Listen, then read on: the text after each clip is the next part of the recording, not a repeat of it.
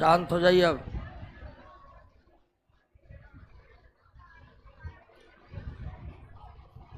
शांत हो जाइए। अरे पीछे वाले दोस्त,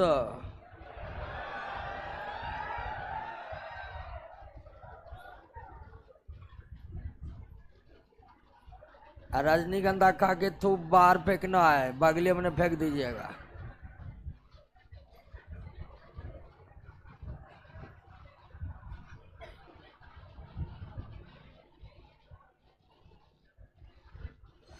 चलिए, तो अब बिल्कुल शांत और गंभीर हो जाना है। हमारी कोशिश रहती है कि क्लास में ही सारी बात आपको याद हो। आपकी भी यही कोशिश होनी चाहिए। और अगर ऐसा कोशिश करने में आप असफल रहते हैं, यकीन मानिए दरोगा के परीक्षा में भी आप असफल हो जाएंगे। जो बात है वो सीधी बात है।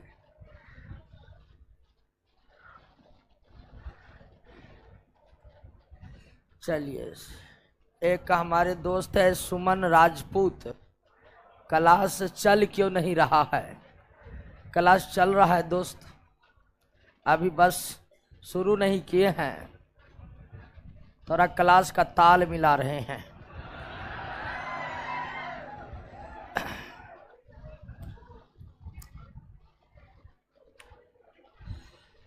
तो सब लोग रेडी हैं?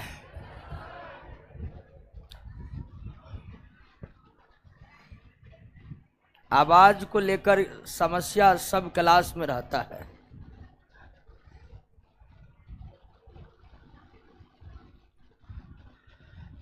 पिछले क्लास में हम कोशिका के विभिन्न कोशिका अंगकों का जिक्र किए थे।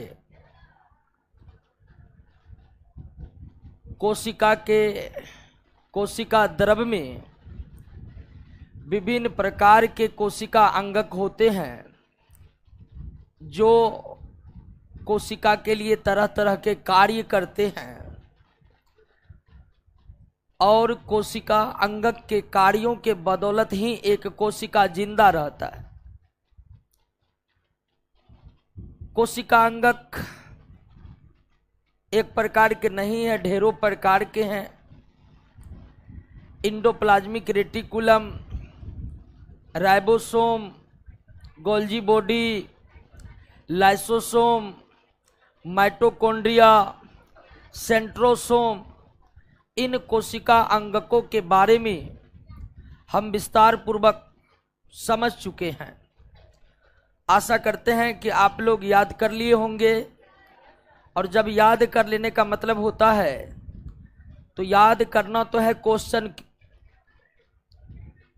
तो अभी रिवाइज करना है और क्वेश्चन बनाना है।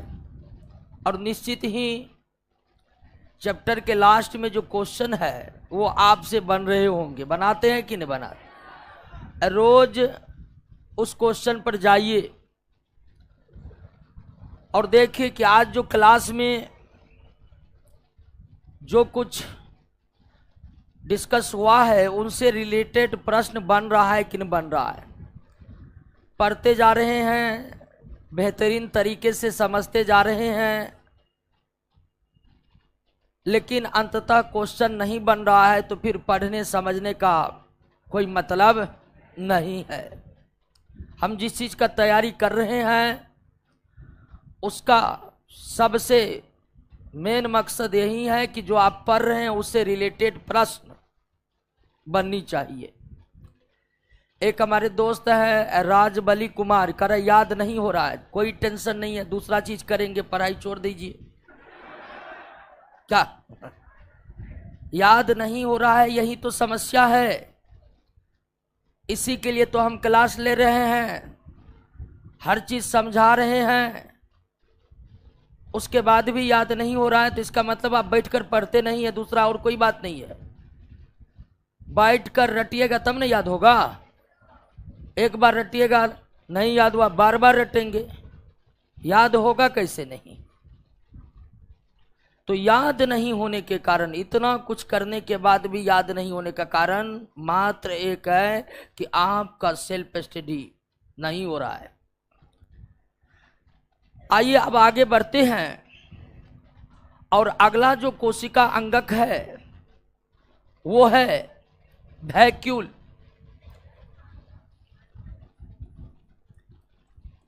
वैक्यूल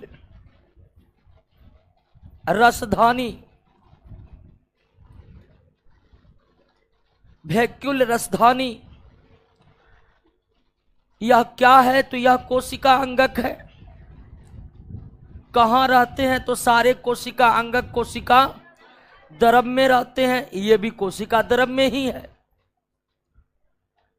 कोशिका मान लीजिए कि एक गोलाकार कोशिका है और ये इसका न्यूक्लियस केंद्रक है, तो केंद्रक और सेल मेम्ब्रेन, केंद्रक और कोशिका झिल्ली के बीच जो तरल पदार्थ है उसी को कोशिका द्रव कहते हैं।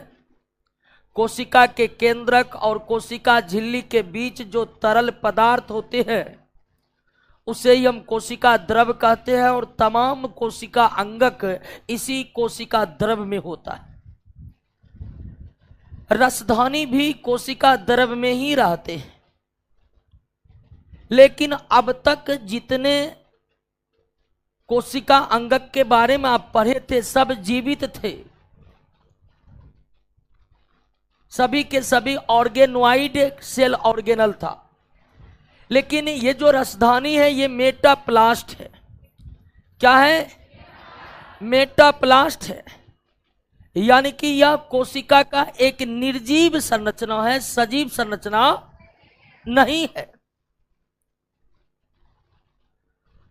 और यह जो रसधानी है यह थैली के समान संरचनाएं हैं।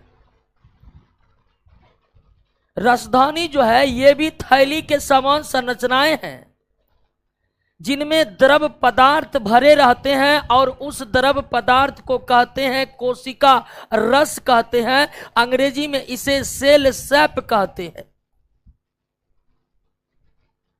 तो रसधानी निर्जीव संरचनाएं हैं, अर्थात यह क्या है? मेटाप्लास्ट। इंडोप्लाज्मिक रेटिकुलम से लेकर सेंट्रोसोम तक जो हम डिस्कस किए थे वो सब के सब ऑर्गेनोइड हैं, लेकिन ये रसधानी क्या है? मेटाप्लास्ट। और इस रसधानी को इलेक्ट्रॉन माइक्रोस्कोप से देखेंगे तो एकदम थैली के समान संरचनाएं होती है इसकी।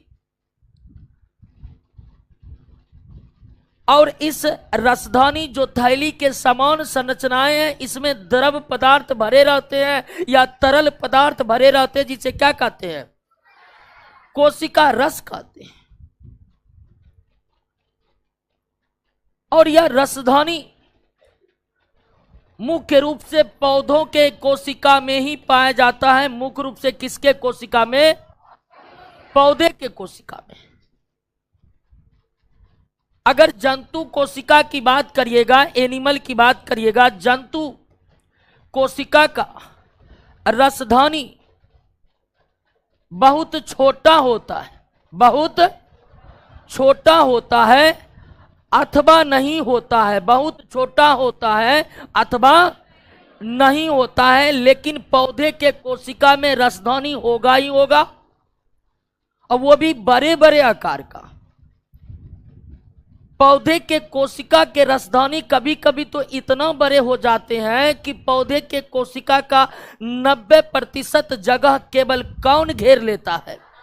रसधानी घेर लेता, वैक्यूल्स घेर लेता। तो वैक्यूल्स एक ऐसा कोशिका अंगक है जो मुख्य रूप से पाए जाते हैं पौधे के कोशिका में। जंतु के कोशिका की रसधानी बहुत छोटा होता है अथवा नहीं होता है, लेकिन पौधे के कोशिका में रसधानी होगा ही होगा। और कभी कभी तो पौधे के कोशिका का रसधानी इतना बड़ा होगा कि पौधे के कोशिका का 90% जगह, 90% क्षेत्रफल केवल कौन घेर लेता? अब एक बात और ध्यान दीजिए, ये सेल है, कि रसधानी के ऊपर की जो झिल्ली होती है, हर कोशिका अंगक के ऊपर एक पतली झिल्ली होती है। माइटोकॉन्ड्रिया और प्लास्टिड पर तो दो दो झिल्ली थी, हालांकि राइबोसोम पर कोई झिल्ली नहीं थी। तो झिल्ली रसधानी में भी है,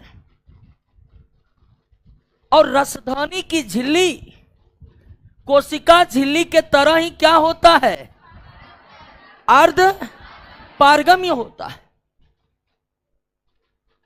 रसधानी की जो झिल्ली होती है, रसधानी के ऊपर की जो झिल्ली होती है, वो कोशिका झिल्ली के तरह ही क्या होता है, अर्ध पारगम होता है। और इसके झिल्ली का नाम है टोनोप्लास्ट। टोनोप्लास्ट, आपको याद रखना होगा कि रसधानी के ऊपर के झिल्ली को क्या कहते हैं। और इस टोनोप्लास्ट की प्रकृति क्या होती है, अर्ध पारगम होती है। टोनोप्लास्ट की प्रकृति क्या होती है, अर्ध पारगम होती है। प्रोटीन और लिपिड से ही बनी होती है, कोई शंका नहीं करना है। आपको पहले ही बता चुके कि अधिकांश कोशिका अंगक का निर्माण किससे होता है, प्रोटीन और लिपिड से ही होता है। उसका भी प्रोटीन और लिपिड से ही हुआ है। अब इसके हम कार्य के बारे में जानेंगे कि कार्य क्या करता है।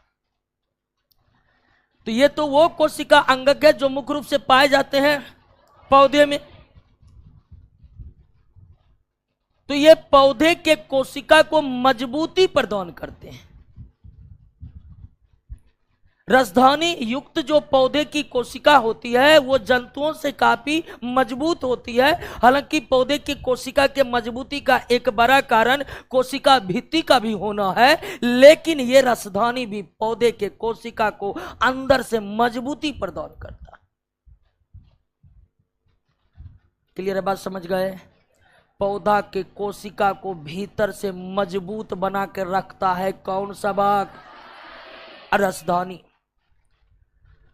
रसधानी का दूसरा कार्य पर आप ध्यान दीजिएगा। इस पृथ्वी पर जो भी सजीव है सब में ग्रोथ होता है। पौधे में भी ग्रोथ होते हैं, जंतु में भी ग्रोथ होते हैं, लेकिन पौधों में जो ग्रोथ होता है, वृद्धि होता है, वो जंतुओं के तुलना में बहुत तेजी के साथ होता है। बात समझ रहे कि नहीं?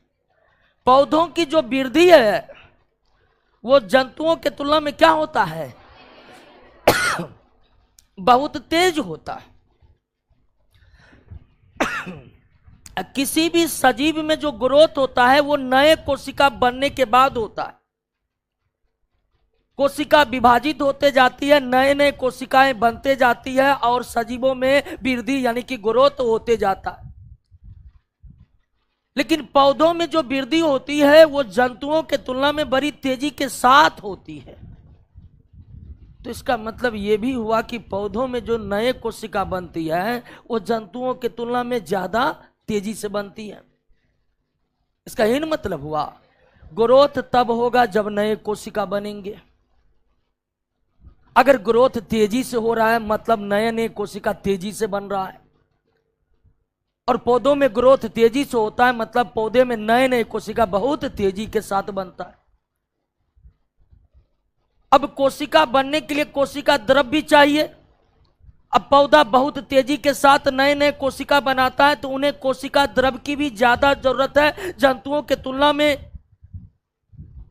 तो पौधे के जो रसधानी होते हैं जिनके भीतर कोशिका रस भरा होता है, ये पौधे में कोशिका द्रव के कमी को भी पूरा करते। पौधे के रसधानी के जो कोशिका रस होते हैं वे पौधे में कोशिका द्रव के कमी को भी क्या करते हैं, पूरा करते हैं। अगर ये नहीं रहेगा रसधानी में तो तेजी के साथ नए नए कोशिका पौधों में नहीं बन पाएंगे। तो रसधानी पौधे के कोशिका को भीतर से मजबूत बनाकर रखता है या स्फीत बनाकर रखता है। रसधानी पौधे के कोशिका में कोशिका द्रव के भी कमी को पूरा करता। लेकिन जंतु के कोशिका में इसका कार्य दूसरा है। हालांकि रसधानी जो है वो जंतु के कोशिका का बहुत छोटा होता है अथवा नहीं होता, जिनमें नहीं होता है उसमें नहीं होता है। लेकिन जिस जंतु के कोशिका में रसध्वनि होते हैं वो रसध्वनि जंतु के कोशिका में जल संतुलन बनाए रखने में मदद करता है। जंतु के कोशिका में रसध्वनि जल संतुलन बनाए रखने में क्या करता है? मदद करता है। जल संतुलन बनाए रखने में मदद करता है। अब कहिएगा जल संतुलन क्या है? जब जंतु की कोशिका में जल की कमी होगी तो रसध्वनि अपना कोशिका रस को क्या कर देगा? बाहर कर देगा। जब जंतु के कोशिका में जल अधिक मात्रा में होगा, रसध्वनि वो जल ग्रहण करके अपने कोशिका रस में मिला लेगा। यही है जल संतुलन का कार्य, यही है जल संतुलन का कार्य। बात समझ गए? तो जंतु के कोशिका में रसध्वनि का क्या कार्य है? जल संतुलन को बनाए रखना। पौधे के कोशिका में रसध्वनि का क्या कार्य है? अंदर से मजबूत बनाए रखना और कोशिका द्रव के कमी को पूरा करके रखना। अब एक बात और समझिए कि एक कोशिकीय जो सजीव होते हैं, जिन्हें हम आंखों से नहीं देख पाते हैं और जिन्हें किस नाम से हम पुकारते हैं, जो एक कोशिकीय सजीव होते हैं जिनमें हम सूक्ष्मजीव भी कहते हैं, इन एक कोशिकीय सजीवों के कोशिका में रसध्वनि पाई जाती है। और कैसी रसध्वनि पाई जाती है? संकुचनशील रसध्वनि पाई जाती है। किसमें पाई जाती है? सूक्ष्मजीव में। यह भी एक प्रश्न आ सकता है कि सूक्ष्म जीवों का, प्रोटोजोआ का रसध्वनि कैसा होता है? संकुचनशील होता है, यानी बड़ा हो सकता है सिकुड़ कर, नहीं, छोटा हो सकता है सिकुड़ कर, और फिर बड़ा हो सकता है। इसी पद्धति को हम क्या कहेंगे? तो जो एक कोशिकीय सूक्ष्मजीव है जैसे कि प्रोटोजोआ, उसका रसध्वनि संकुचनशील होता, सिकुड़ सकता है, फैल सकता है। और एक कोशिकीय सजीवों के जो रसध्वनि होते हैं ना, उसके कार्य अलग होते हैं।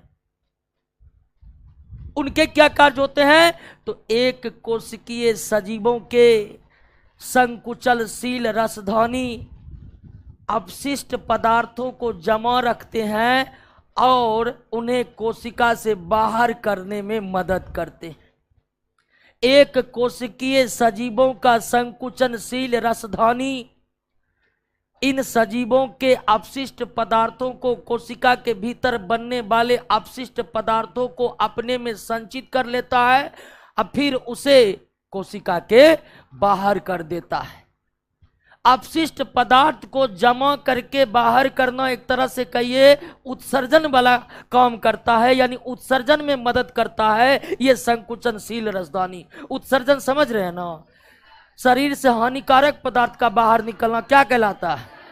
उत्सर्जन। ध्यान दीजिएगा, शरीर से हानिकारक पदार्थ का बाहर निकलना उत्सर्जन कहलाता है। उपयोगी पदार्थ का बाहर निकलना बीमारी कहलाता है। उपयोगी पदार्थ अगर शरीर से बाहर निकल रहा है तो वो उत्सर्जन नहीं है, वो कोई न कोई बीमारी है। क्लियर हुआ? समझ गए? यानी रसध्वनि का पौधे के कोशिका में अलग कार्य, जंतु के कोशिका में अलग कार्य, सूक्ष्मजीवों के कोशिका में अलग कार्य, और सारे कार्य को अब जान चुके हैं। क्या क्लियर हुआ? कोई दिक्कत नहीं ना? आइए एक बार रसध्वनि का हम रिवीजन कर ले।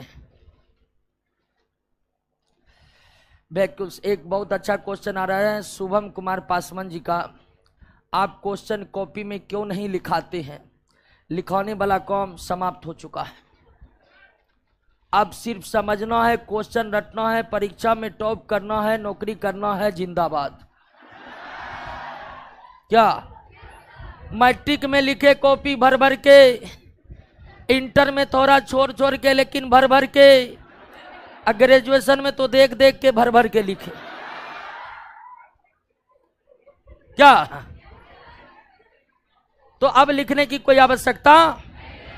है, लिखने की आवश्यकता है, लेकिन सोचे कि आप लोगों को उसमें काहे लगाए, जो लिखाना है वो हम पहले से लिख लेते हैं और आपको टाइपिंग करा कर दे देते हैं, लिखने का झंझट ही खत्म। दोस्तों टारगेट बैच है और परीक्षा में आपको सिर्फ क्वेश्चन बनाना है ABC करके। इसीलिए क्वेश्चन बनने पर, क्वेश्चन याद करने पर ध्यान दीजिए। समझाने वाला काम हो रहा है और लिखाने वाला सारा काम नोट में लिखा हुआ है, तो फिर से लिखने की क्या आवश्यकता क्या। तो रसधानी का, तो रसधानी यानी कि वैक्यूल्स किस प्रकार की संरचना है? मेटाप्लास्ट यानी कि निर्जीव संरचनाएं।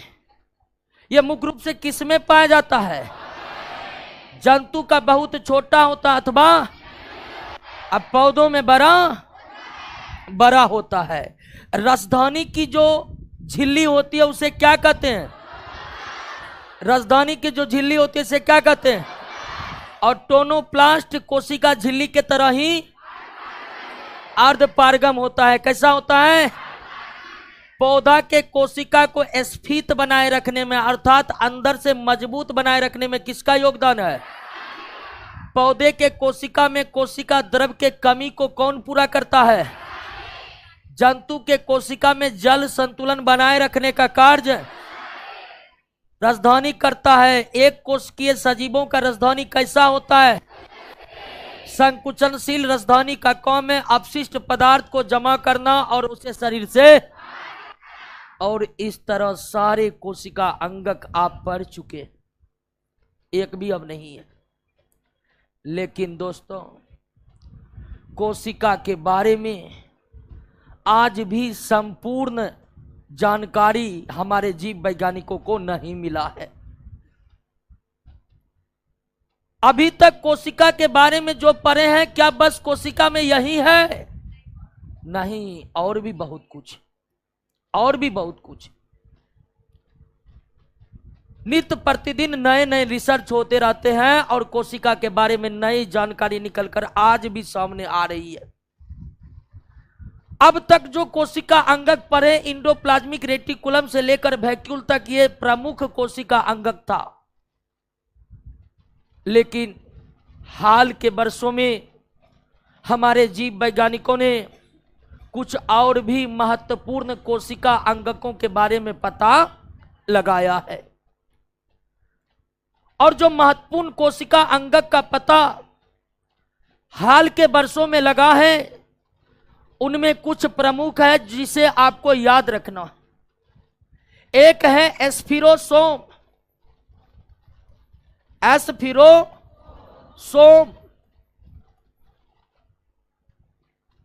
दूसरा है साइटोस्केलेटन। साइटोस्केलेटन। तीसरा है परऑक्सीसोम। चौथा है माइक्रोट्यूबेल्स। माइक्रोट्यूबेल्स। तो इंडोप्लाज्मिक रेटिकुलम से लेकर वैक्यूल तक जो कोशिका अंगकों के बारे में पढ़े हुए प्रमुख कोशिका अंगक है। लेकिन आप ये बात याद रखिएगा कि संपूर्ण जानकारी कोशिका के बारे में आज भी जीव वैज्ञानिकों को नहीं लगा है। वर्तमान समय में तो हर विकसित और विकासशील देशों के पास केवल कोशिका पर रिसर्च करने के लिए बड़े बड़े रिसर्च सेंटर बने हुए हैं। भारत में भी, भारत के हैदराबाद में cellular and molecular biological centre बना हुआ है, जहां भारत के वैज्ञानिक कोशिका के बारे में ही रिसर्च करते रहते हैं। तो कुछ नए कोशिका अंगक का भी पता चला है, उसमें प्रमुख है एस्फिरोसोम। यह एस्फिरोसोम को पौधों का लाइसोसोम कहा जाता है। एस्फिरोसोम को क्या कहा जाता है? पौधे का लाइसोसोम। हालांकि पौधे में लाइसोसोम कम होते हैं, बहुत कम होते हैं, मुख्यतः जंतु के कोशिका में होते हैं। लेकिन ये मुख्यतः पौधे के कोशिका में होते हैं, जंतु में बहुत कम होते हैं। और इसे पौधे के कोशिका का लाइसोसोम कहते हैं। हालांकि इसका कार्य वसा का संश्लेषण करना है और वसा का संग्रहण करना है। साइटोस्केलेटन बहुत छोटी छोटी संरचना, प्रोटीन की बनी संरचना जो कोशिका को अंदर से मजबूत बनाकर रखता है। पेरोक्सिसोम यह कोशिका के भीतर हाइड्रोजन पेरोक्साइड के निर्माण में भाग लेता है। माइक्रोट्यूबल्स छोटी छोटी नली समान संरचनाएं, माइक्रोट्यूबल्स छोटी छोटी नली समान संरचनाएं, माइक्रोट्यूबल्स जो कोशिका को गति कराने में मदद करता है, कोशिका को गति कराने में मदद करता है। तो एस्फिरोसोम को क्या कहा जाता है? पौधे का लाइसोसोम, लेकिन इसका कार्य वसा का संश्लेषण और संग्रहण करना है। साइटोस्केलेटन पूरे कोशिका द्रव में बिखरी हुई छोटी छोटी संरचना, प्रोटीन की बनी संरचना जो कोशिका को अंदर से मजबूत बनाकर रखता है। हालांकि इस तरह का काम एंडोप्लाज्मिक रेटिकुलम भी करता है। पेरोक्सिसोम ये वो संरचना है जो कोशिका के भीतर हाइड्रोजन पेरोक्साइड का H2O2 का निर्माण करता है। अब कहिएगा हाइड्रोजन पेरोक्साइड का क्या जरूरी है कोशिका को? पर जाता है, कभी कभी पर जाता है। माइक्रोट्यूबल्स नली आकार की संरचना पूरे कोशिका द्रव में बिखरी पड़ी रहती है और कोशिका को गति कराने में मदद करता है। एक जीवित कोशिका को एक स्थान पर रख दीजिएगा ना, वो खिसकेगा, लुढ़केगा। जीवित कोशिका किसके बदौलत? माइक्रोट्यूबल्स के बदौलत। और इस तरह से सारे कोशिका अंगक समाप्त हो गया। दोस्तों मजा से आप लोग समझे कि नहीं? यही तो गलती करते हैं, गंभीर होकर समझना है। समझे कि नहीं समझे? हाँ। अब आगे आते हैं। आगे क्या है? केंद्रक। असली चीज तो अब होगा, ठीक है।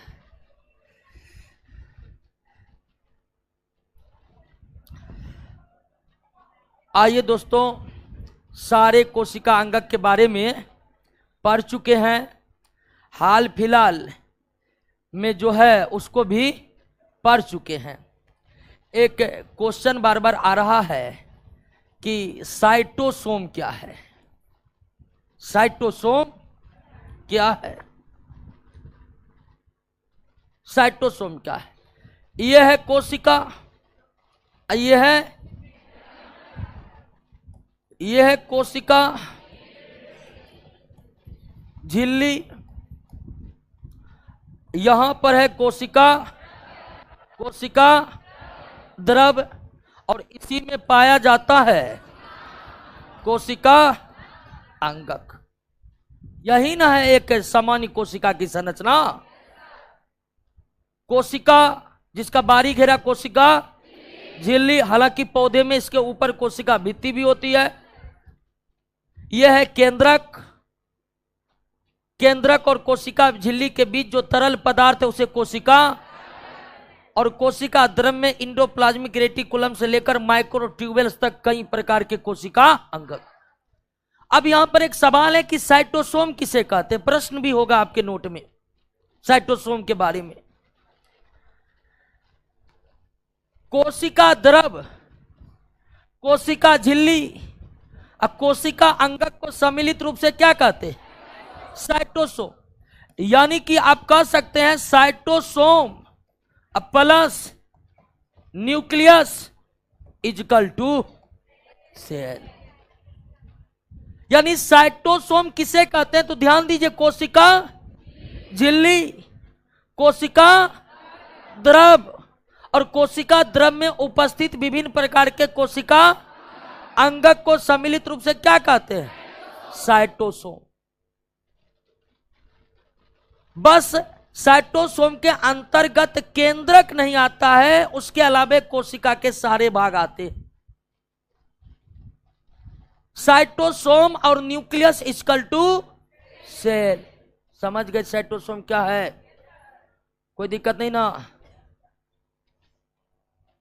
चलिए एक क्वेश्चन आ रहा है कि खुद का नोट्स बनाना चाहिए, खुद का नोट्स नहीं बनाना चाहिए। हमारा नोट्स गड़बड़ लगा आपको क्या? नहीं बनाना है, आपको करना है केवल प्रश्न बनाना है और प्रश्न को याद करना है और बैच के अंत तक 20,000 क्वेश्चन याद करना है और उसके बाद 2500 याद करना है। 22,500 क्वेश्चन, 22,500 क्वेश्चन बनाइए, पीटी मेंस दोनों निकालिए। अब बाकी फिजिकल के बारे में तो आप जानते ही हैं। क्लियर? अब हम आते हैं कोशिका के सबसे महत्वपूर्ण संरचना और वो है कोशिका का केंद्रक। अब तो जानते हैं कि कोशिका के मध्य में गोलाकार सघन, सघन मतलब घना, गोलाकार सघन संरचना होती है जिसे रॉबर्ट ब्राउन ने क्या नाम दिया? न्यूक्लियस। हिंदी में से क्या कहते हैं? केंद्रक। तो केंद्रक कोशिका के महत्वपूर्ण हिस्से हैं जिसे 1831 में रॉबर्ट ब्राउन ने खोजा था। ये गोलाकार होते हैं, हालांकि कुछ कोशिका में इसकी आकृति गोलाकार नहीं भी हो सकती और कुछ कोशिका में एक से अधिक भी केंद्रक हो सकते हैं। कुछ कोशिका में तो ढेर सारे केंद्रक होते हैं, कुछ कोशिका ऐसे भी है जिसमें केंद्रक नहीं होते। लेकिन अधिकांश कोशिका में न्यूक्लियस मौजूद रहता है, मध्य में मौजूद रहता है। लेकिन यह भी याद रखिएगा कुछ कोशिकाएं में एक से अधिक केंद्रक भी होते हैं, 2 भी होते हैं, कुछ में तो 2 से भी अधिक होते हैं, 100-150 होते हैं। कुछ कोशिकाएं ऐसे भी है जिनमें केंद्रक नहीं होते हैं। लेकिन सामान्य रूप से देखा जाए तो लगभग सभी कोशिकाओं के मध्य में एक गोलाकार सघन संरचना होती है जिसे रॉबर्ट ब्राउन ने क्या नाम दिया? केंद्रक नाम दिया। और यह केंद्रक बहुत ही महत्वपूर्ण संरचना है। कोशिका के भीतर होने वाली संपूर्ण गतिविधि पर नियंत्रण कौन रखता है? केंद्रक। कोशिका के भीतर होने वाली संपूर्ण गतिविधियों पर नियंत्रण कौन रखता है? केंद्रक। संपूर्ण गतिविधि, राइबोसोम कब प्रोटीन बनाएगा, कब बंद कर देगा, कौन आदेश देगा? हर कोशिका अंग से कार्य करवाने की जिम्मेदारी किस पर है? कोशिका क्या करेगा, कौन तय करेगा? सब कुछ पर कंट्रोल किसका है? केंद्रक का है। अंत में कोशिका मरेगा, यह भी डिसाइड कौन करेगा? केंद्रक। जब कोशिका मरने की बारी आएगी, केंद्रक लाइसोसोम को दे देगा आवाज, लाइसोसोम फट जाओ, फट गया, कोशिका मर गया। संपूर्ण गतिविधियों पर नियंत्रण रखने के कारण केंद्रक को कोशिका का मस्तिष्क कहते हैं। केंद्रक को कोशिका का मस्तिष्क कहते हैं। जिस तरह हमारे सारे शारीरिक गतिविधियों पर नियंत्रण हमारा ब्रेन का है कि नहीं है, उसी तरह कोशिका के भीतर होने वाले सारे गतिविधियों पर नियंत्रण किसका है? और यही कारण है कि कोशिका का ब्रेन, कोशिका का मस्तिष्क किसे कहते हैं? केंद्रक। अब आइए केंद्रक को थोड़ा डिटेल में पढ़ते हैं। डिटेल में पढ़ने के लिए केंद्रक को कोशिका से बाहर कर लेते हैं। क्या? केंद्रक हो गया कोशिका के बाहर। बाहर का मतलब अब हम सिर्फ बनाएंगे केंद्रक। और ध्यान दीजिए कि केंद्रक जो है वो भी डबल लेयर मेम्ब्रेन से घिरा हुआ है। Double layer, double layer membrane mitochondria पर, डबल लेयर मेम्ब्रेन प्लास्टिड पर और डबल लेयर मेम्ब्रेन न्यूक्लियस पर। तो न्यूक्लियस के ऊपर कितनी झिल्ली होती है? कोशिका के केंद्रक के ऊपर कितनी झिल्ली होती है? 2। Outer inner, outer inner. और इस केंद्रक के भीतर कोशिका द्रव के समान पदार्थ भरे रहते हैं। किसके समान? कोशिका द्रव के समान पदार्थ भरे रहते हैं और इन्हें कहते हैं न्यूक्लियोप्लाज्म। क्या कहते हैं? न्यूक्लियो प्लाज्म कहते हैं, क्या कहते हैं? न्यूक्लियोप्लाज कहते हैं, केंद्रक द्रव कहते हैं। जो कोशिका के भीतर में है वो कोशिका द्रव। गजब है जी, बोल हम रहे हैं, प्यास आपको लग रहा है। कोशिका के अंदर कोशिका द्रव और केंद्रक के अंदर केंद्रक द्रव। याद रखने का कोई ज्यादा टेंशन नहीं। कोशिका के अंदर वाले को कोशिका द्रव और केंद्रक के अंदर वाले को। तो कोशिका के ऊपर कितना लेयर झिल्ली रहता है? आउटर और उसके भीतर जो द्रव भरे रहते हैं उसे केंद्रक द्रव। एक बार प्रश्न आया था कि क्या केंद्रक द्रव जीव द्रव का हिस्सा है? तो बिल्कुल है। पूरा का पूरा केंद्रक है ना जीव द्रव का हिस्सा था। तो जब पूरा का पूरा केंद्रक ही जीव द्रव का हिस्सा है तो फिर केंद्रक द्रव भी जीव द्रव का हिस्सा होगा। और कोई टेंशन नहीं लेना है, जो कोशिका झिल्ली से पैक है वो सब जीव द्रव का हिस्सा। क्लियर हो गया? अब ध्यान दीजिए कि केंद्रक के केंद्रक द्रव में, केंद्रक के केंद्रक द्रव में जाल के समान संरचनाएं होती है। जाल के समान संरचनाएं, उलझी हुई जाल, उसे जाल का मतलब ही उलझ। तो केंद्रक के केंद्रक द्रव में एक जाल के समान संरचनाएं होते हैं और इस जाल के समान संरचनाएं को कहते हैं क्रोमेटिन नेटवर्क कहते हैं। क्या कहते हैं? क्रोमेटिन नेटवर्क कहते हैं। हिंदी में बात करें तो क्रोमेटिन जालिका कहते हैं। क्या कहते हैं? क्रोमेटिन जालिका।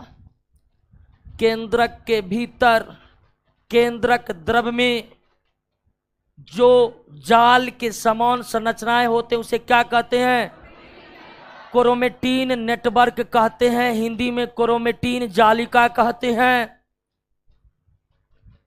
और यह क्रोमेटिन जालिका बहुत ही महत्वपूर्ण संरचना है।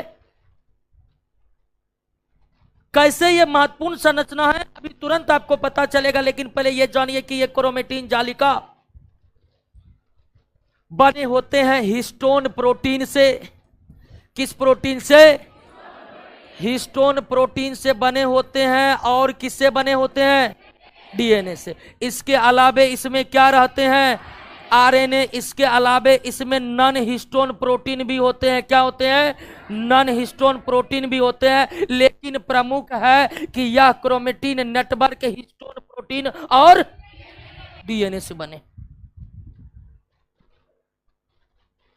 लेकिन इसमें आरएनए भी होता है, यानी इसके निर्माण में आरएनए भी भाग लेते हैं और नॉन हिस्टोन प्रोटीन भी भाग लेते हैं। नॉन हिस्टोन प्रोटीन यानी वो प्रोटीन जिसमें हिस्टोन नहीं है। क्लियर बात समझ गए?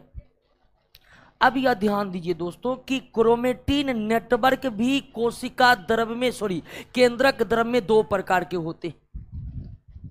कितने प्रकार के? दो प्रकार के। क्रोमेटिन नेटवर्क भी कोशिका के भीतर कितने प्रकार के? दो प्रकार के। एक का नाम है यूक्रोमेटिन, एक का नाम है यूक्रोमेटिन और दूसरा का नाम है हेटेरोक्रोमेटिन। यूक्रोमेटिन और हेटेरोक्रोमेटिन नोट में दिया है, यूक्रोमेटिन और। अब इन दोनों संरचनाओं में क्या है? क्रोमेटिन नेटवर्क जब फैले फैले हैं तो वो क्या है? और आपस में घना रूप से व्यवस्थित है तो, यानी ये जाल जब फैले फैले हैं तो यूक्रोमेटिन, और एकदम नजदीक नजदीक घने बने हुए हैं। यानी जो क्रोमेटिन जालिका बहुत घना है वो है हेटेरोक्रोमेटिन। जो क्रोमेटिन नेटवर्क बहुत घना है वो कौन है? हेटेरोक्रोमेटिन। जो घना नहीं है, फैले फैले हैं, बिखरे पड़े हैं, वो क्या है? यूक्रोमेटिन। हालांकि एक्टिव कौन रहता है? ये तो इतना घना रहता है कि इसको कुछ केले न जाता। क्रोमेटिन नेटवर्क का जो काम है, क्या काम है वो हम आप बता रहे हैं आपको। क्रोमेटिन नेटवर्क का जो काम है वो मुख्य रूप से कौन करता है? यूक्रोमेटिन। और ये क्या करता है? ये न्यूट्रल रहता, निष्क्रिय परा रहता। जब यूक्रोमेटिन खत्म हो गया तब सोचेगा हेट्रोक्रोमी, अच्छा हम ही टूट जाते हैं, बिखर जाते हैं, बन जाते हैं क्या यूक्रोमेटिन, और उसके बाद काम करेंगे। तो दो प्रकार के क्रोमेटिन नेटवर्क में एक्टिव कौन रहता है, जबकि हेटेरोक्रोमेटिन क्या होता है? निष्क्रिय परा रहता है। क्या परा रहता है?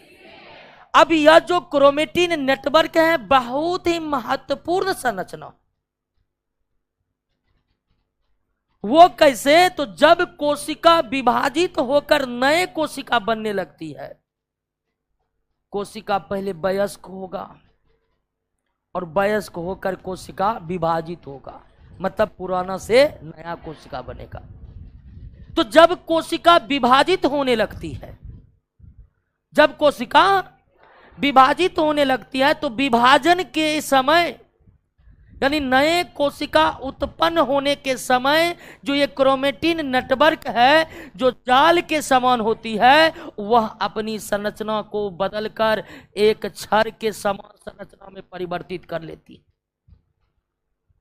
किसके समान? क्षर के समान संरचना में परिवर्तित कर लेती है। अक्षर सीधा भी हो सकता है, ऐसा नहीं कि टेढ़े हो सकता। क्रोमेटिन नेटवर्क जब कोशिका विभाजन के समय या नए कोशिका बनते समय अपने जाल समान आकृति को बदलकर क्षर समान आकृति में बदल जाती है, अपने जाल समान संरचना को छोड़कर क्षर के समान संरचना में बदल जाती है, तब इसे कहते हैं क्रोमोसोम। हिंदी में क्या कहते हैं? गुणसूत्र कहते हैं। क्या कहते हैं? गुणसूत्र कहते हैं। क्या कहते हैं? और गुणसूत्र कोशिका की वो इकाई है या कोशिका की वे भाग है जो पीढ़ी दर पीढ़ी गुणों को क्या करता है? स्थानांतरित। अब देखे होंगे पैदा होने वाले शिशु में माता पिता दोनों के गुण होते हैं कि नहीं होते? दोनों के गुण होते हैं। तो माता पिता के गुणों को ढोकर उनके संतानों में कौन स्थानांतरित कर रहा है? कौन? गुणसूत्र। गुणसूत्र ही है जो माता पिता के गुणों को संतानों में क्या करते हैं? स्थानांतरित करते हैं। इस गुणसूत्र को बहुत डिटेल से हम जेनेटिक्स चैप्टर में पढ़ेंगे, जेनेटिक्स वाले चैप्टर में। क्लियर हुआ? कोई दिक्कत?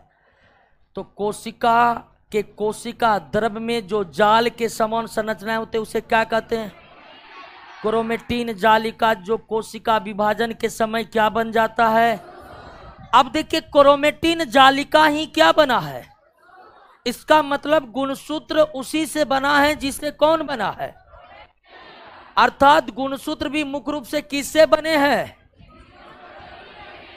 इसके अलावा उसमें क्लियर हो गया? बात समझ गए? अब ध्यान दीजिए कि केंद्रक के केंद्रक द्रव में केवल क्रोमेटिन नेटवर्क ही नहीं रहता है।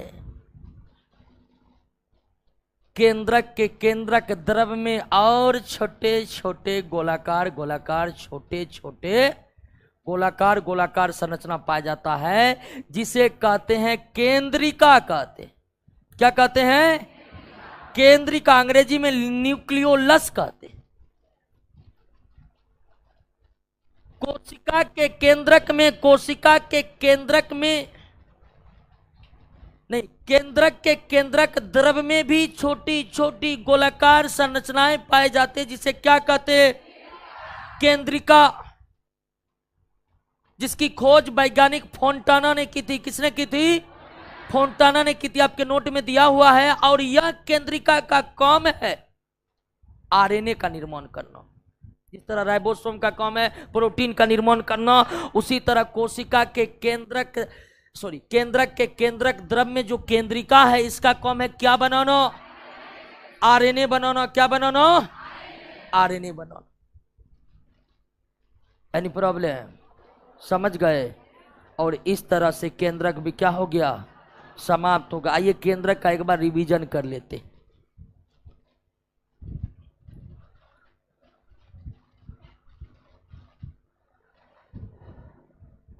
केंद्रक कितने लेयर झिल्ली से घिरा रहता है?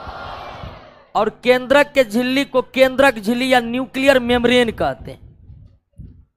केंद्रक के झिल्ली को केंद्रक झिल्ली या न्यूक्लियर मेम्ब्रेन कहते हैं। बात समझ गए? अब कितने लेयर मेम्ब्रेन होते हैं? 2 लेयर मेम्ब्रेन होते हैं। और उसके भीतर कोशिका द्रव के समान जो पदार्थ भरे रहते हैं उसे क्या कहते हैं? केंद्रक द्रव कहते हैं। और केंद्रक द्रव में जो जाल के समान संरचनाएं पाए जाते हैं उसे क्या कहते हैं? क्रोमेटिन। और क्रोमेटिन जालिका ही अंततः क्या बन जाते हैं? जो गुणों को एक पीढ़ी से ढोकर दूसरे पीढ़ी या एक कोशिका से ढोकर दूसरे कोशिका में ले जाता है। क्लियर हो गया? बात समझ गए? चलिए, अब आप सब कुछ समझ चुके हैं कोशिका के बारे में। अब आइए दूसरे चीज को समझना है।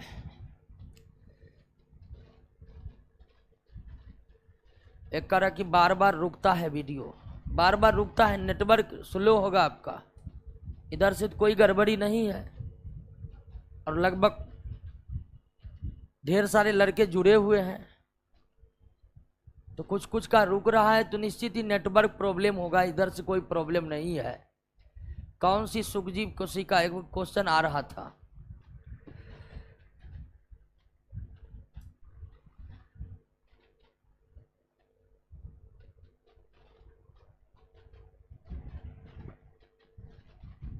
ठीक है, देख लीजिए ना, जब सिस्टम नहीं ठीक लगेगा तो नए एडमिशन लेना है क्या? अभी तो डीम्यू चल रहा है। इधर से कोई गड़बड़ी नहीं है। अब ध्यान दीजिए, हो सकता है लाइव में फुल नेटवर्क का रहना जरूरी है लाइव क्लास करने के लिए। तो आपके एरिया में अगर नेटवर्क प्रॉब्लम है तो वीडियो क्लास प्रीफर कीजिए। जब क्लास लाइव चल रहा है तो नहीं उतना देखना है। वीडियो क्लास जब हो जाएगा उसके बाद बिना नेटवर्क का फंसेगा नहीं, एकदम बहुत अच्छी तरह से चलेगा।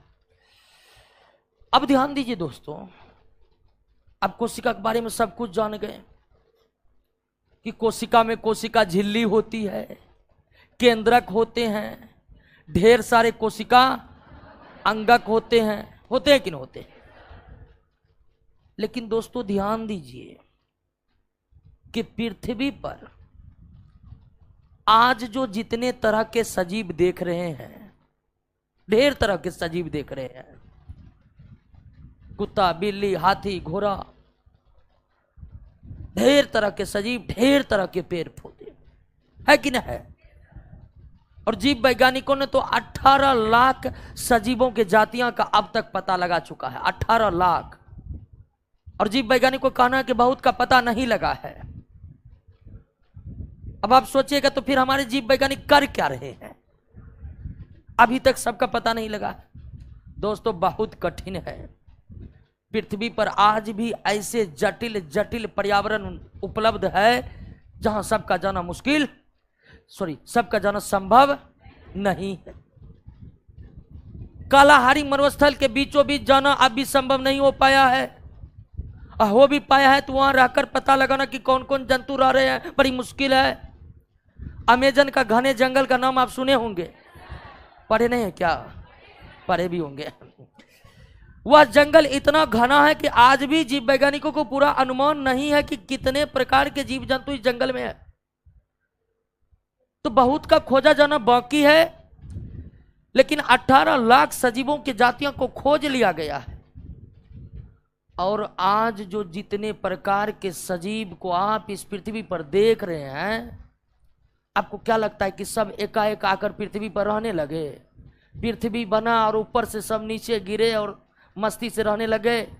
ऐसा नहीं है दोस्तों, ऐसा इस पृथ्वी पर जो सजीवों के ढेर सारे जातियां आप देख रहे हैं, इसका विकास एक एक करके हुआ है।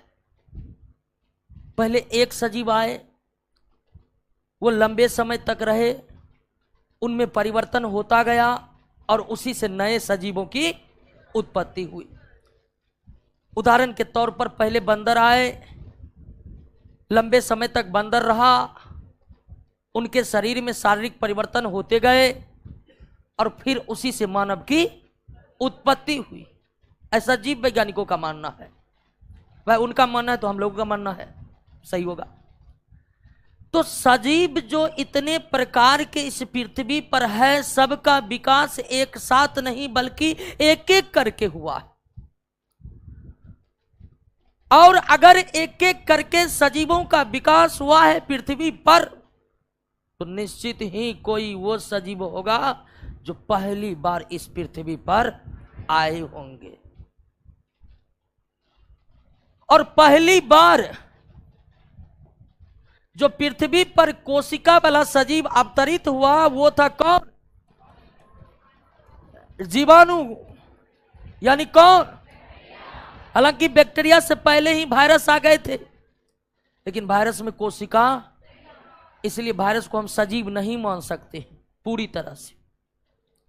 तो इस पृथ्वी पर सबसे पहले जीवन की शुरुआत किसने की? और जो जीव सबसे पहले इस पृथ्वी पर आकर जीवन की शुरुआत की, उनके कोशिका उतने विकसित नहीं थे जितने विकसित कोशिका के बारे में हम आप अब तक पढ़ चुके। जो सजीव पृथ्वी पर सर्वप्रथम आकर जीवन की शुरुआत किए थे, उनके कोशिका बहुत विकसित नहीं थे, उनके कोशिका बहुत साधारण थे। आज भी जो जीवाणु है उनकी कोशिका उस तरह के नहीं है जिस तरह के हमारे शरीर में है, जिस तरह के पौधे के शरीर में है। तो कुछ सजीव ऐसे भी है इस पृथ्वी पर जिनके कोशिका पूरी तरह से डेवलप्ड नहीं है, जबकि लगभग सभी सजीवों की कोशिका पूरी तरह से क्या है? डेवलप्ड है, विकसित है। और इस हिसाब से अगर देखें तो कोशिका को आप दो भागों में बांट सकते। एक प्रोकैरियोटिक और दूसरा यू। तो कोशिका के भी दो श्रेणी है, प्रोकैरियोटिक और यूकैरियोटिक। प्रोकैरियोटिक कोशिका जो है ये अति प्राचीन कोशिका है, ये विकसित नहीं है, ये विकसित नहीं है। जो विकसित कोशिका है वो आपका कौन है? जो विकसित कोशिका है वो आपका कौन है? तो बहुत कम विकसित कोशिका को क्या कहते हैं? प्रोकैरियोटिक। विकसित कोशिका को यूकैरियोटिक। प्रोकैरियोटिक कोशिका कुछ गिने चुने सजीवों में ही पाया जाता है। जैसे किसमें पाया जाता है? लगभग सभी सजीवों की कोशिका क्या है? यूकैरियोटिक। बहुत गिने चुने सजीव हैं और खासकर जीवाणु, यानी आप कह सकते हैं जीवाणु में ही पाया जाता है किस कौन कोशिका? उसके अतिरिक्त सब में पाया जाता है यूकैरियोटिक। विकसित कोशिका कौन है? अब बहुत कम विकसित कोशिका कौन है? प्रोकैरियोटिक। अब ये बहुत कम विकसित है, ये पूरी तरह से विकसित है। ऐश्वर्या जी ख्वाब देखे हैं वर्दी पिन्हेंगे, सो रहे हैं क्लासे में का जी का कष्ट काटना नहीं सीखेगा स्टूडेंट तो फिर दिक्कत ना है जी। नींद तोड़िए दोस्तों। क्या हुआ दोस्त, खड़ा हो गए हैं?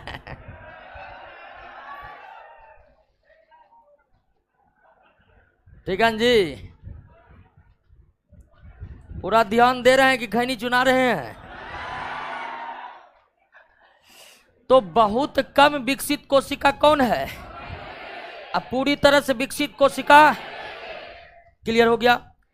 अब देखिए ये बहुत कम विकसित है तो इसमें ढेर सारे संरचना नहीं होता। इस प्रोकैरियोटिक कोशिका में वास्तविक केंद्रक नहीं होते। वास्तविक केंद्रक नहीं होते हैं किसमें? प्रोकैरियोटिक कोशिका में वास्तविक केंद्रक का क्या होता है? अभाव होता है। वास्तविक केंद्रक केवल किसमें पाए जाते हैं?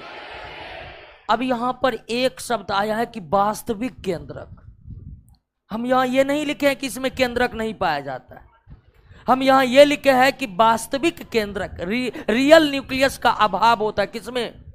प्रोकैरियोट। अभी आप केंद्रक की पूरी संरचना को समझे कि केंद्रक डबल लेयर मेम्ब्रेन का होता है, उसमें क्रोमेटिन नेटवर्क होता है कि नहीं होता है? केंद्रक द्रव होता है, इसी में डीएनए भी होता है मुख्य रूप से। तो ये प्रोकैरियोटिक कोशिका में केंद्रक के भीतर का पूरा मटेरियल होता है, लेकिन वो मटेरियल को कोई झिल्ली नहीं घेरे रहती है। केंद्रक के भीतर का पूरा मटेरियल प्रोकैरियोटिक के कोशिका द्रव में ही बिखरा रहता है। इसलिए हम ये नहीं बोल रहे हैं कि केंद्रक नहीं होता, हम ये बोल रहे हैं कि वास्तविक केंद्रक उसे कहते हैं जब उसे झिल्ली दोनों चारों तरफ से क्या कर लेगा? घेर ले।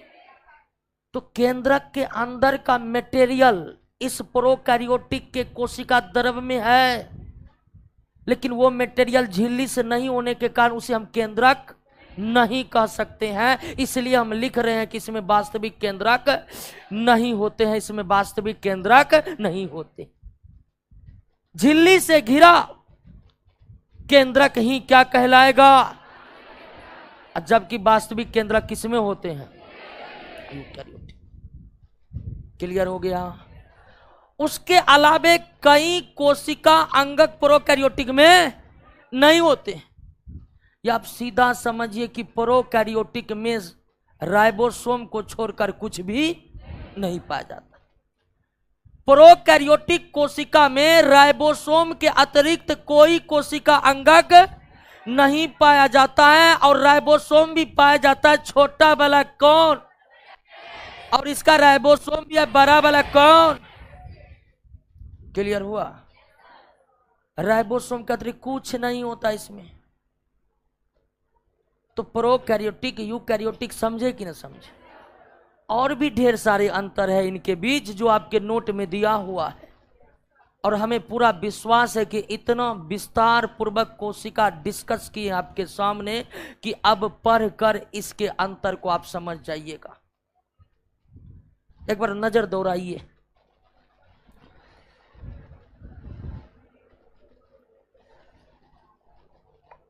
नजर दौड़ाइए, नोट पर नजर दौड़ाइए।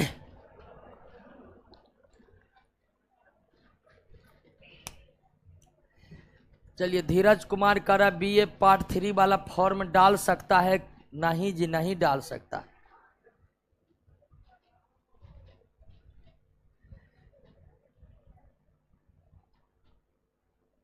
चलिए, अमित कुमार का एक प्रश्न है, कौन सी सूक्ष्मजीव? अमित कुमार का प्रश्न नीचे करो जी।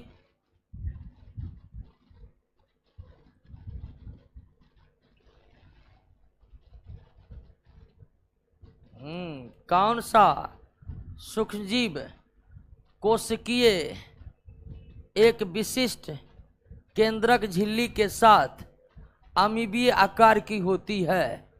नहीं, ये तो नहीं पता है दोस्तों, ऊपर कर दीजिए।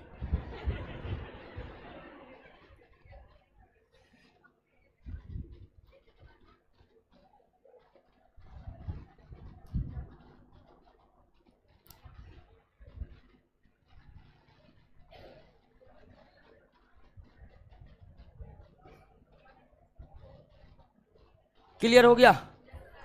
याद कर लीजिएगा ना, कोई दिक्कत नहीं ना।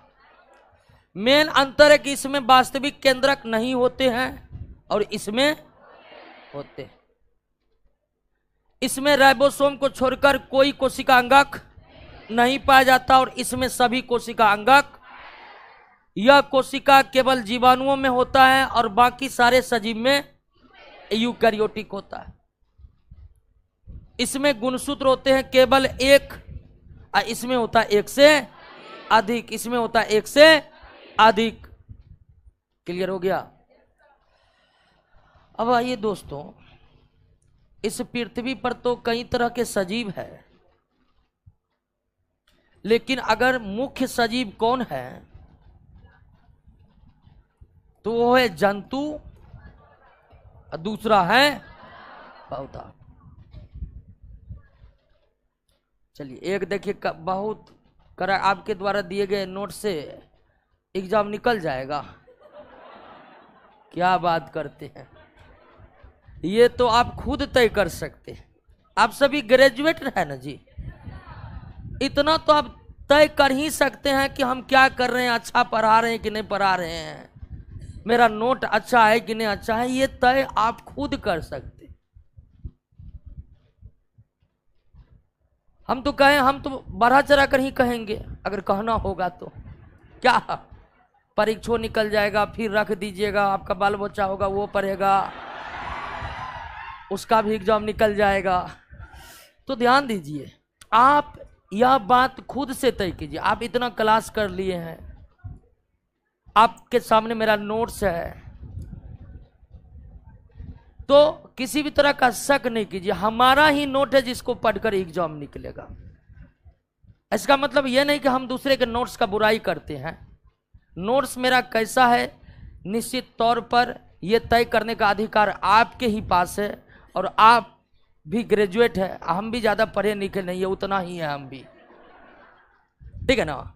तो कोई शंका नहीं रखिए, यही नोट पढ़कर ढेर सारे बने हैं, इस बार भी बनेंगे, आगे आप लोग बनिएगा। तो सजीव जो हैं वो कई प्रकार के हैं, जिसमें मुख्य है दो, जंतु और पौधे। और इन दोनों का जो कोशिका है वो है यूकैरियोटिक।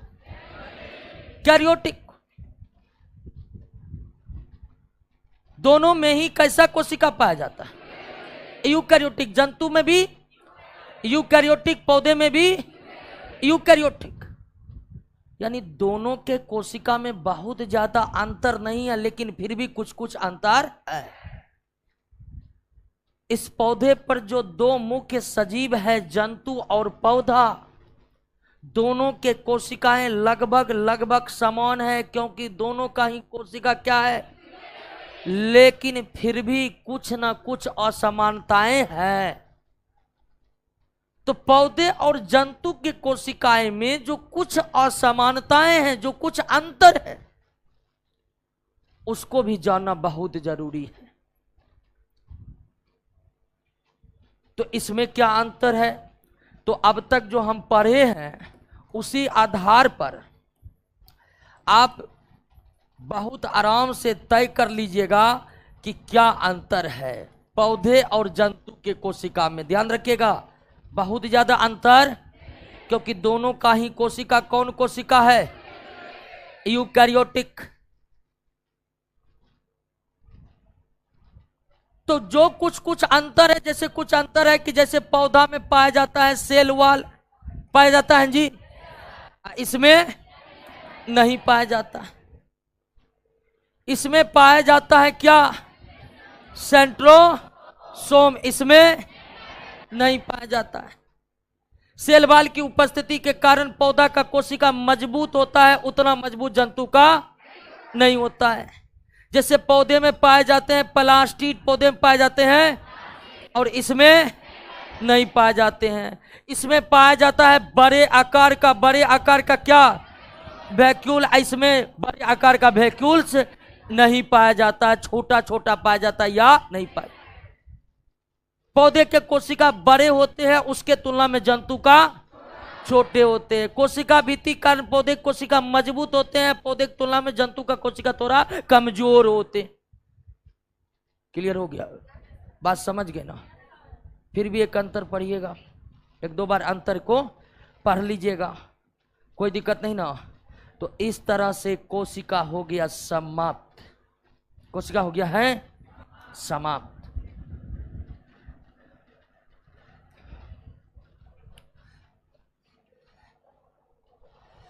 समझे कोशिका नो? सारा कॉन्सेप्ट क्लियर हो गया ना? अंतर को एक दो बार आप खुद से पढ़िएगा, सब कुछ समझ में आएगा। अब हम पढ़ेंगे दोस्तों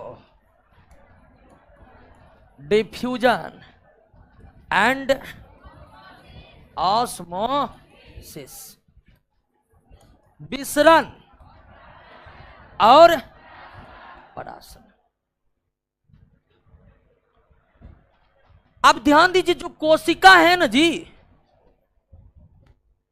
जो कोशिका है, जीवित कोशिका है, जीवित कोशिका को लगातार सप्लाई चाहिए किसका? किसका? लगातार सप्लाई चाहिए। क्यों? तब तो वो जीवित बना रहेगा। तो कोशिका को लगातार पोषक पदार्थ जो चाहिए वो कहां से आएगा? इसीलिए तो सजीव भोजन करते हैं, अब पौधे प्रकाश संश्लेषण से भोजन बनाते हैं। तो जो जीवित कोशिकाएं होती हैं दोस्तों, उन्हें लगातार आपूर्ति चाहिए किसका? उसे लगातार चाहिए क्या? ऑक्सीजन, ताकि वो जीवित बना रहे। और कोशिका के भीतर जो कोशिका अंगक है दोस्तों, वे कोशिका अंगक लगातार कार्य करते रहते हैं। कोशिका के भीतर कोशिका अंगक के लगातार कार्य करते रहने के कारण कोशिका के भीतर कुछ ना कुछ अपशिष्ट पदार्थ बनते रहते हैं। क्या बनते रहते हैं? अपशिष्ट पदार्थ बनते रहते हैं, जिसका कोशिका से बाहर निकल जाना बहुत जरूरी। तो कोशिका को जीवित बने रहने के लिए उन्हें लगातार पोषक पदार्थ और ऑक्सीजन एवं जल की आपूर्ति चाहिए। और कोशिका के भीतर जो कोशिका अंगक लगातार कार्य करते रहते हैं, जिसके कुछ ना कुछ अपशिष्ट पदार्थ कोशिका के भीतर बनते रहते हैं। उदाहरण के लिए कोशिका के भीतर श्वसन होता है, तो श्वसन होता है तो उसमें एटीपी के रूप में ऊर्जा बनती है, लेकिन वहीं श्वसन के दौरान कार्बन डाइऑक्साइड भी बन जाते हैं, जो क्या है, और उसका निकलना बहुत। तो जीवित कोशिका को लगातार पोषक पदार्थों की सप्लाई चाहिए और उसका भीतर बनने वाले अपशिष्ट पदार्थ का लगातार निष्कासन होते रहना चाहिए। ये बहुत जरूरी है। और ये काम होते हैं किसके द्वारा? एवं परासरण के द्वारा। ये कार्य किसके द्वारा होते हैं? विसरण और परासरण के द्वारा। लेकिन विसरण क्या है, परासरण क्या है, इसका चर्चा अगले क्लास में करेंगे। ठीक है?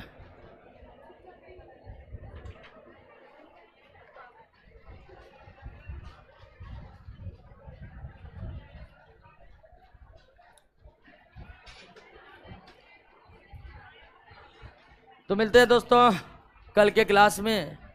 विसरण, चलिए मनोज कुमार कर, इतने सारे चीज को याद कैसे रखेंगे?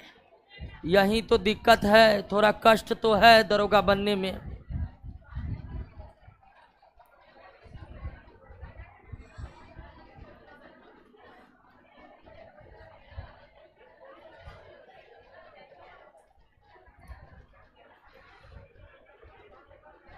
बायोलॉजी के ऑब्जेक्टिव का आंसर हमारे टेलीग्राम चैनल पर भी डाला हुआ है, और क्वेश्चन का डिटेल सॉल्यूशन क्लास समाप्त होने के बाद आपको वीडियो क्लास के रूप में मिल जाएगा।